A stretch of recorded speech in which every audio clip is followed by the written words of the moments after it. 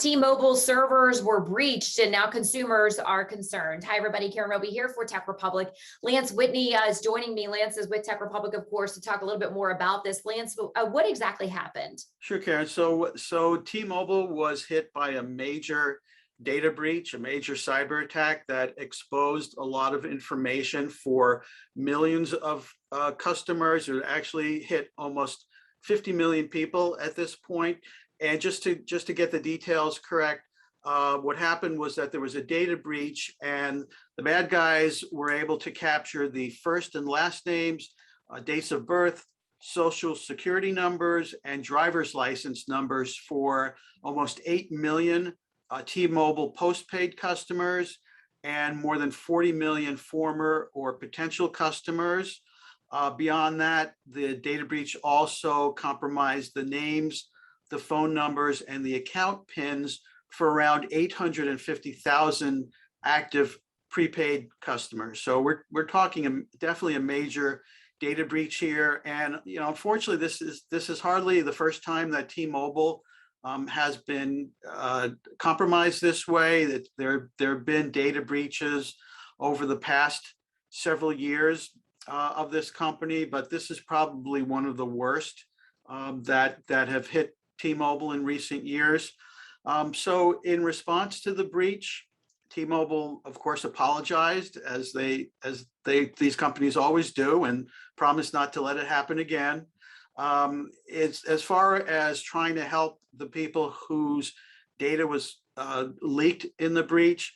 What T-Mobile did was they announced 2 years of free identity protection services with McAfee, and also a feature called account takeover protection for postpaid customers, which is just a way of alerting you if it seems like your account is being used by someone else.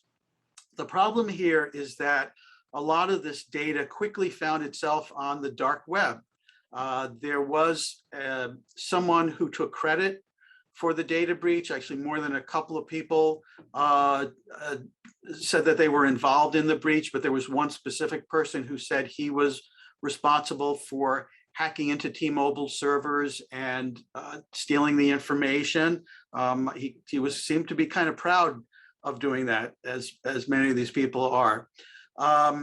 So what happened was that T-Mobile said that they were investigating this underground forum post, and this was from the person who claimed to have compromised the servers and was selling the data. And this is how the company initially found out about it. They did the investigation, and then they confirmed the breach. The problem is that now that this information is on the dark web, it's pretty much up for grabs. So it's only a matter of time before other cyber criminals are going to be scooping up this data. And once they do that, then they can use it for all kinds of dangerous activities, identity theft, identity fraud, account takeovers. So because of that, T-Mobile customers definitely need to take some actions to protect themselves. Yeah, they do, Lance. And, we're talking about average everyday people, millions of them that have their cell phones and they're concerned and they're not sure what type of information, was exposed and is now in someone else's hands. So what do people need to do? Sure, Karen. So there are a few things that T-Mobile customers want to do if they haven't already done so. What T-Mobile offers is a website called My T-Mobile that all subscribers have access to, and that shows you all of your profile information, your account information. So that's kind of the go-to place for checking or changing the details of your account. So the first thing that you want to do is you want to go to that website, and you can just do a search for My T-Mobile to find the URL for it.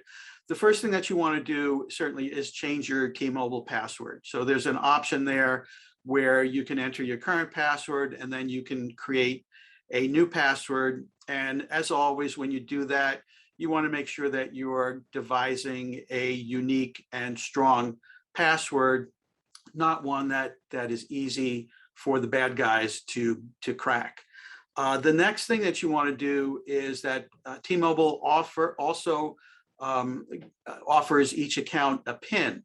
So when you call T-Mobile customer support or sign into the website or do other things, it will ask you for your PIN.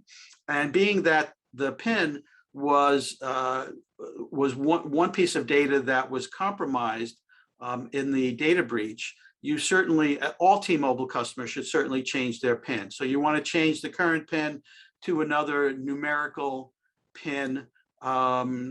Here you're kind of limited because I believe it can only be 4 digits, but still you definitely want to change your PIN. At the same page, you can also, if you haven't already done so, set up your security questions. So we've seen those before at many websites.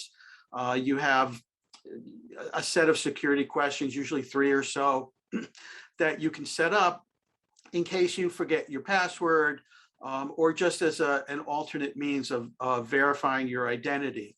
So in this case, you want to set up the 3 questions, the 3 security questions, and provide answers for them.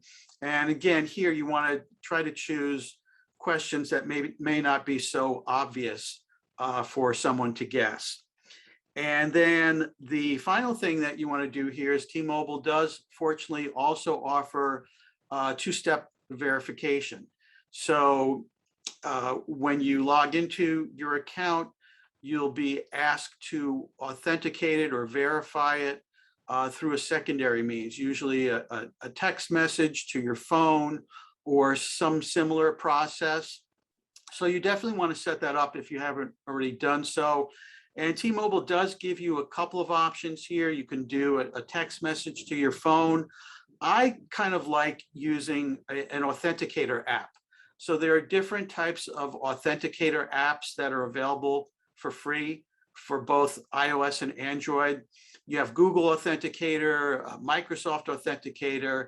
There are several others, but I find that these usually provide one of your best bets for 2-factor authentication. So in this case with T-Mobile, they tend to steer you to Google Authenticator. So you want to download and install that for your phone. And then it's usually a matter of scanning a QR code on the site.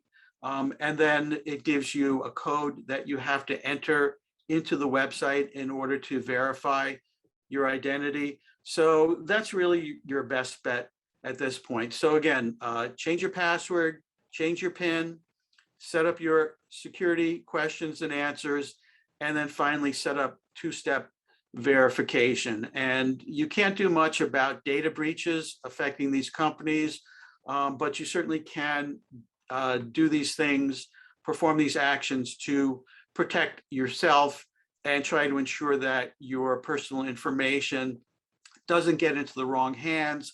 And if any of this information does get into the hands of the bad guys, at least you have a chance to change it so that they can't use it against you. Yeah, Lance, I don't know about you, but I really like 2-factor authentication. I just think it adds such a nice layer of protection. Yeah, definitely, Karen. More and more companies and more websites are offering this.